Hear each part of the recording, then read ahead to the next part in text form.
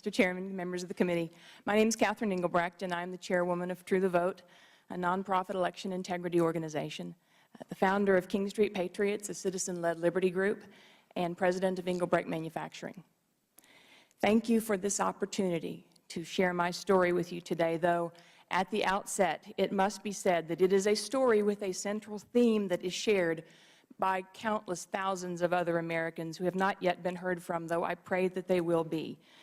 It must be made publicly known that across this country, citizens just like me are being targeted by an administration willing to take any action necessary to silence opposition. I am an average American who, prior to 2009, had never been active in the processes of government.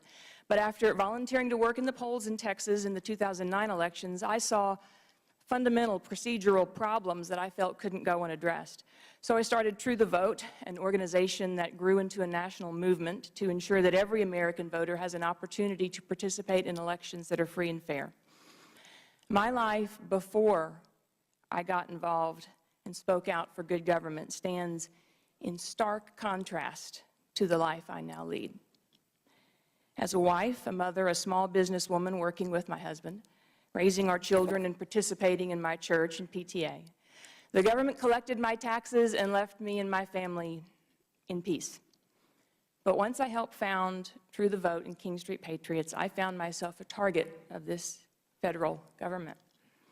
Shortly after filing IRS forms to establish 501c3 and C4 tax-exempt organizations, an assortment of federal entities, including law enforcement agencies and Congressman Cummings, came knocking at my door. In nearly 2 decades of running our small business, my husband and I never dealt with any government agency outside of filing our annual tax returns. We'd never been audited, we'd never been investigated, but all that changed upon submitting applications for the nonprofit statuses of True the Vote and King Street. Since that filing in 2010, my private businesses, my nonprofit organizations, my family, and I have been subjected to more than 15 instances of audit or inquiry by federal agencies. In 2011, my personal and business tax returns were audited by the Internal Revenue Service, each audit going back for a number of years. In 2012, my business was subjected to inspection by OSHA on a select occasion when neither my husband or I were present, and though the agency wrote that it found nothing serious or significant, it still issued fines in excess of $20,000.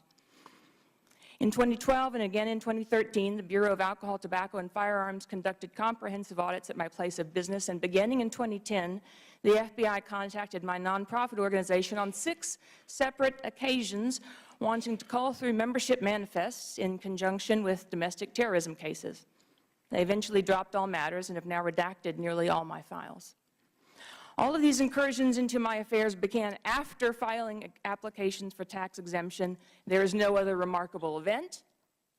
There's no other reason to explain how, for decades, I went unnoticed, but now find myself on the receiving end of interagency coordination into and against all facets of my life, both personal and private.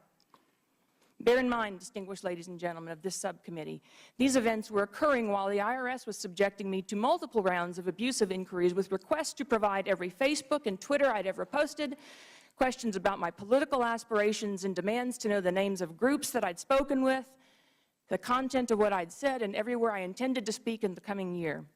The answers to these sorts of questions are not of interest to the typical IRS analyst, but they are certainly of interest to a political machine that would put its own survival against the civil liberties of a private citizen.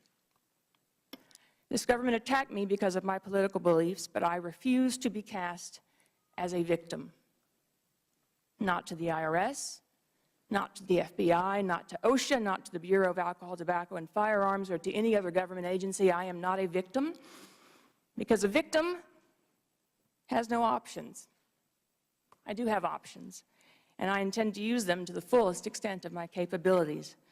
As an American citizen, I am part of a country that still believes in freedom of speech, and so I will continue to speak out. Here in Congress and all across this country, I will continue to press in every legal way possible, as I did by filing suit against the Internal Revenue Service. No American citizen should be willing to accept a government that uses its power against its own people. After all the tyranny and all the things that have been done to my organizations, to my family, and to me, many people would quit, and Mr. Chairman, many Americans have quit. I've heard over and over that people are afraid to tell their stories. But know this,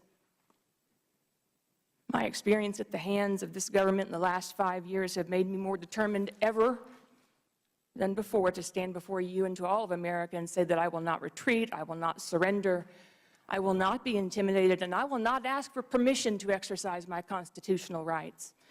I come before you today, Mr. Chairman, on behalf of Americans just like me, asking for a solution to end this ugly chapter of political intimidation.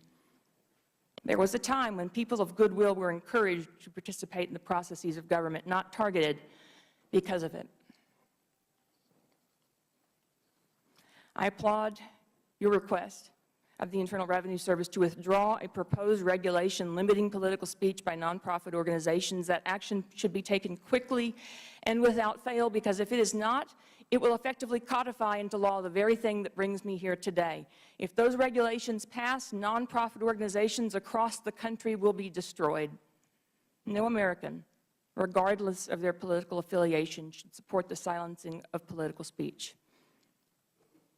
Beyond ending the proposed IRS regulations, I ask you, I implore you, as representatives to the people of this great nation, to pass a law that protects all citizens of this country from the increasing use of such abusive practices. Pass a law that exposes government officials who trample on the rights of ordinary citizens. Do not allow them to continue to cower behind a veil of secrecy, abuse, unethical, and unfair behavior. Send the President a bill that makes public, at the option of persons and entities regulated, all communication between government agencies and those they regulate, no restricted, redacted, selectively released files. Give us a truly transparent process. Protect the people. Restore liberty to the people, because we will not be silenced. Thank you for this opportunity, Mr. Chairman and committee's members. Thank you, Ms. Engelbrecht.